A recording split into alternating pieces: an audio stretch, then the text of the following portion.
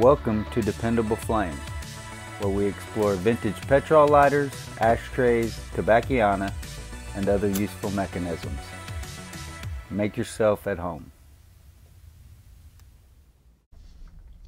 Today, we are going to see if we can clear the flint tube in this Ronson Debonair.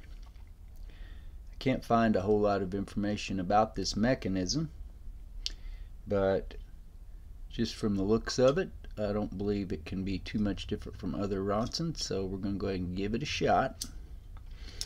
You can see where the flint spring will not go all the way up in there. I've shown you this before. To gauge where your flint is stuck, you can always put that in there.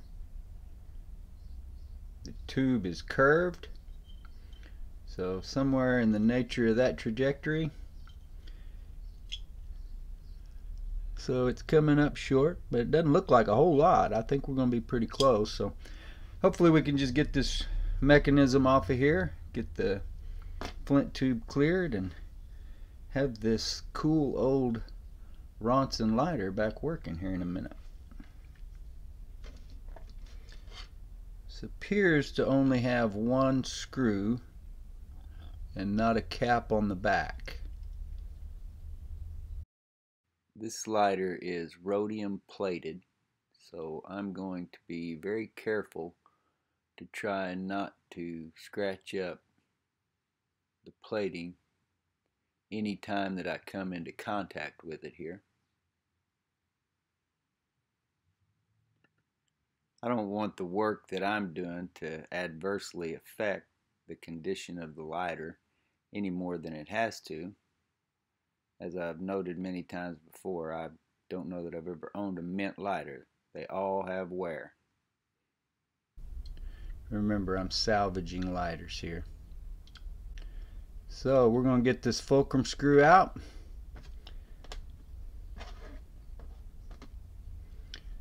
And see how this mechanism comes off. We have a thumb lever and a spring that appears to be attached, or doesn't want to. Well, there it goes. So it's just a corrosion holding it, most likely. We'll get all that cleaned up.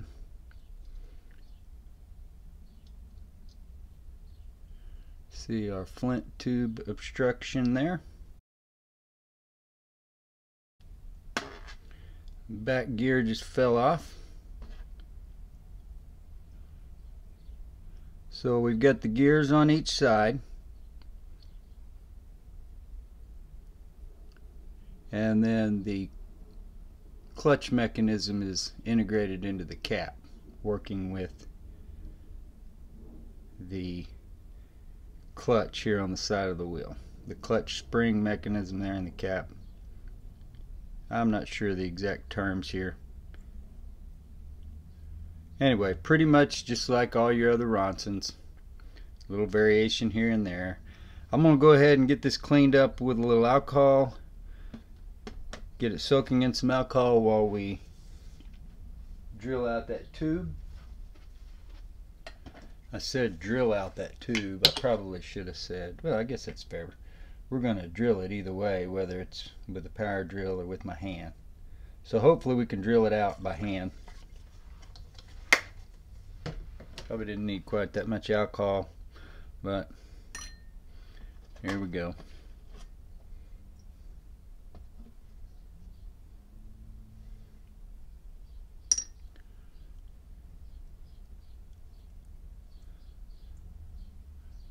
Just did a video the other day on what the viewer called the star wheels gears here, so you can see how those fit into this mechanism, and we will get it all reassembled here in just a bit after we get it cleaned.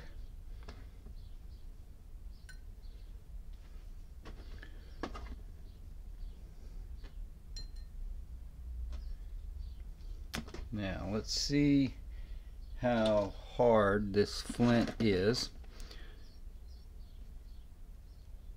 This lighter, from the best I can tell, is probably from the 1930s, mid-30s, and that flint looks like it is pretty soft, and probably be able to get it here with just my hand, hopefully.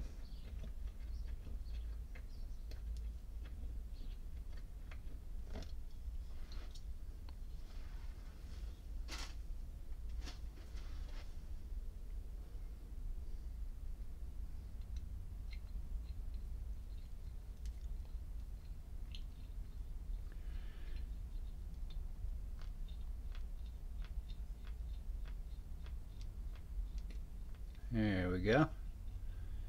That broke on through there. Get our bigger drill bit. 3/32.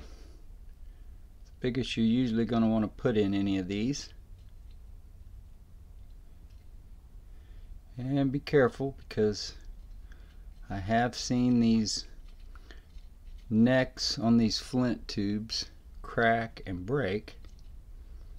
And if it damages it bad enough, then it will affect the angle that the flint comes up at. Can definitely ruin the lighter. So I'm going to go ahead and go blow this out, and go ahead and clean it with some alcohol here. Well, maybe a little alcohol and some disinfectant wipes. We'll see what it takes.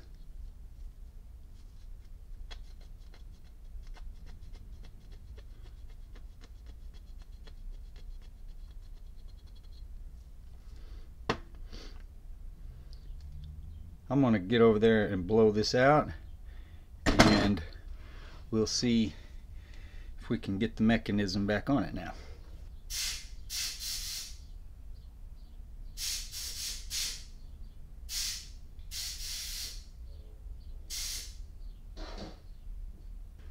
So I'm going to take this toothpick and make sure that we've got the plunger spring seat cleared out here.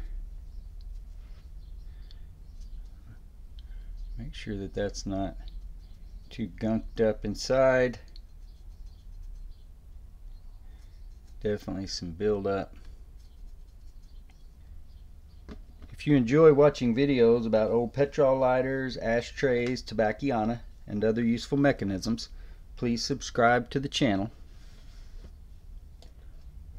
Missed one of my gears there.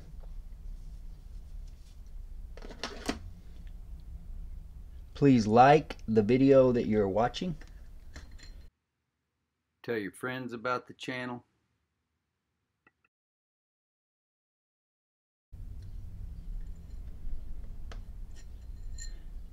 Hit the share button.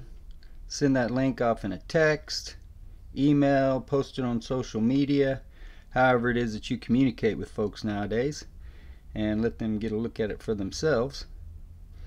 You can leave any comments or questions below the video. We would also appreciate it if you would follow and like us across all the social media platforms.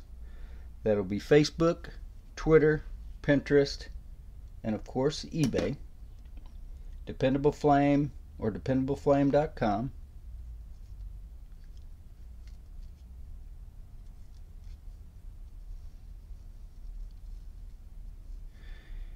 My friend Giovanni Abazia asked me the other day why I use alcohol to clean these parts. The reason I've always used alcohol is because alcohol dissolves quickly, it dries, it doesn't leave a residue, it evaporates. Where other oils and cleaners are going to leave some kind of residue. He mentioned using petrol, lighter fluid, and I know a lot of people that do that, and I've done that in the past too. I always had Everclear around back in the day for solvent purposes, so that's how I got to using alcohol to begin with. And then when I realized how expensive that Everclear was compared to isopropyl, then I started using isopropyl, and it all evaporates very quickly and works very well. So I'm going to go ahead and get these parts cleaned up, and may fast forward through some of this. I'm just wiping them off with a common household disinfectant wipe, and then we will get the mechanism back together here. Make sure you get over to eBay and check out the dependableflame.com store. Every purchase that you make will benefit HDSA, Huntington's Disease Society of America, with at least 10% of each purchase going to the charity. And we also have 3 penny start auctions each month, where 100% of the proceeds of those auctions go to the charity. Shipping is free. As I said, they start at a penny.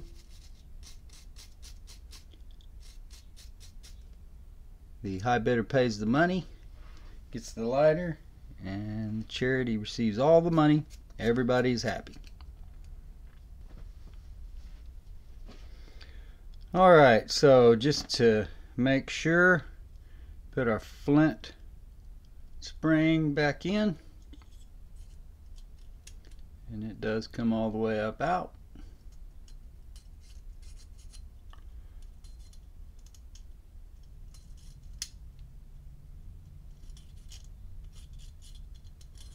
So I believe that is as clear as it needs to be.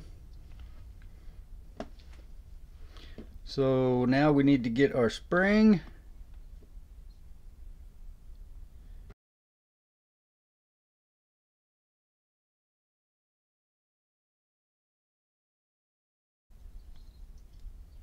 So there is our thumb lever. Let's get the rest of our mechanism put together here. So we've got our snuffer mechanism, our file wheel. We'll get our gears into place on the sides.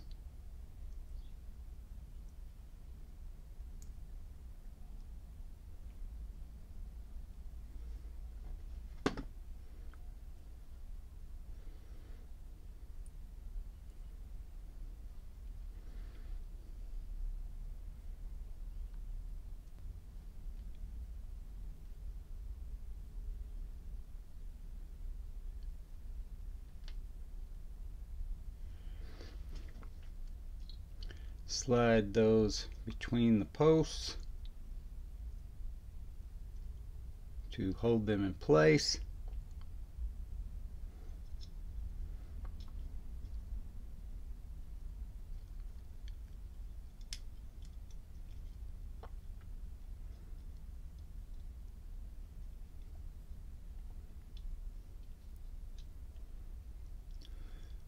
And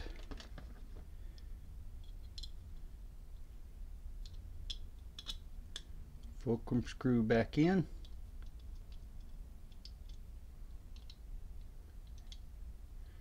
Everything appears to be timed in there right. Find the small, no wait a minute, I wanted to use the bigger one for that. The bigger one seemed to fit a little better.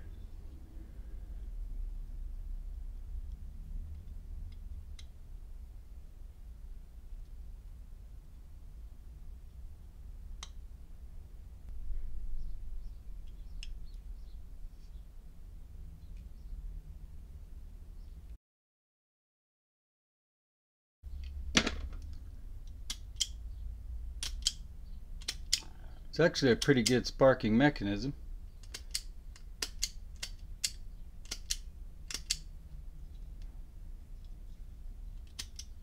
Anyway, we'll see if we can get it worked into shape here, but you can see the mechanism is back together.